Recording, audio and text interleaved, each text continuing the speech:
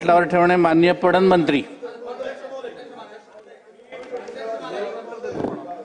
महोदय, काय मी आपल्या अनुमतीने महाराष्ट्र राज्य वकार महामंडळाचे अधिनियम मंत्री महोदय त्यांचा पॉइंट ऑफ प्रोसिजर आहे। अध्यक्ष महोदय, लक्षवेधी ठरलेल्या या अधिवेशनाचा शेवटचा आठवडा 2 दिवस शिल्लक आहे। खरं तर लक्षवेधी यासाठी ठरलंय की सर्वच लक्षवेधीवरच अधिवेशन चाललेलं हे काही आता आपण सगळ्यांनी बघितलं। अध्यक्ष महोदय, आपला अधिकार आहे तो कामकाज कशा पद्धतीने चालवावं या सभागृहाचे सर्वोच्च आपण आहात। मी शिंदे साहेबांचं अभिनंदन करतो कारण त्यांना जो पुरस्कार मिळालाय त्याच्या संदर्भात। पण एक गोष्ट आपण त्यांच्याच म्हणण्यानुसार सत्ताधारी आणि विरोधक ही विकासाची 2 चाकं आहे। एक चाक त्या रथाचा दिसतो का आपल्याला, आणि तो चाक कधी लावणार आपण? जर महाराष्ट्रातील म्हणजे काय बोला बसा, असं बसून बोलू नका। त्यांना जरा तंबी द्या, काही माहित नाही, वाचत नाही, बोलू नका। कुठले काय तर काही समजत नाही। चला वडेट्टीवार साहेब बोला। नाही, ही सभागृह सर्वच काळानं तुम्हाला सर्वच अधिकार आहे, काही ठेवायचं नाही ठेवायचं ते ठरवून टाका।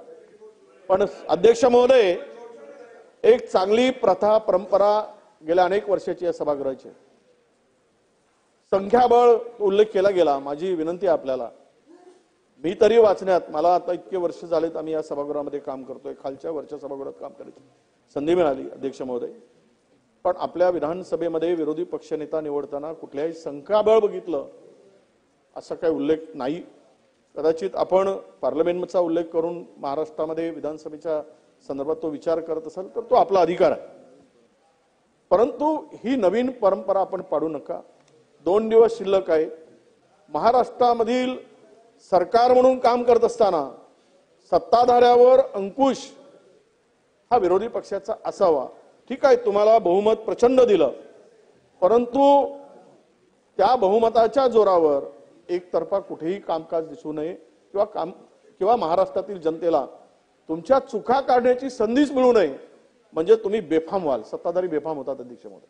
ही परिस्थिती त्यांना व्यसन लगाम लावायची ही गरज आहेच, कारण तरच ते सरळ काम करू शकतील आणि त्यांच्यासाठीही भला आहे आणि महाराष्ट्रातील 14 कोटी जनतेसाठी सुद्धा अत्यंत आवश्यक आहे।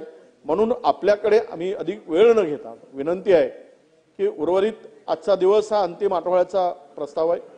2 दिवस सत्ताधारी संविधानावर चर्चा घडवण्याचा माणूस बोलून दाखवलाय, म्हणून त्यामध्ये सुद्धा ती खुर्ची खाली ठेवून, कारण संविधानाने दिलेला अधिकार विरोधी पक्ष म्हणून तो अधिकार पासून वंचित राहता कामा नये, महाराष्ट्रातील जनता वंचित राहता कामा नये, या सर्व सभागृहामध्ये ती खुर्ची खाली राहता कामा नये अशी आपल्याकडे विनंती आहे।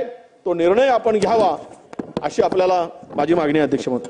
ठीक आहे, सन्मान्य सदस्य विजय वडेट्टीवार साहेबांनी आज जो पॉइंट ऑफ प्रोसिजरच्या मुद्द्या माध्यमातून आज सभागृहासमोर जो मुद्दा मांडला त्या संदर्भात मी एवढंच त्यांना आश्वासित करू शकतो आणि सभागृहाला आश्वासित करू इच्छितो की या सभागृहात कामकाज हे नियमानुसारच चालणार।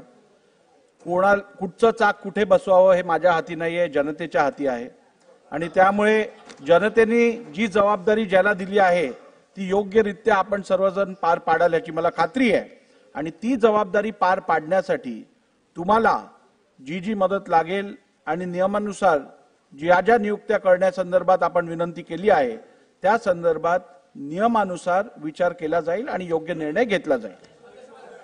चला पुढे। कागदपत्रे सभागृहाच्या पटलावर ठेवणे माननीय प्रधानमंत्री। अध्यक्ष महोदय, त्यांचं लेंग होऊ दे। अध्यक्ष महोदय, लेंग घ्या। हो महोदय, मी आपल्या अनुमतीने महाराष्ट्र राज्य वकार महामंडळ अधिनियम 1962 च्या कलम 31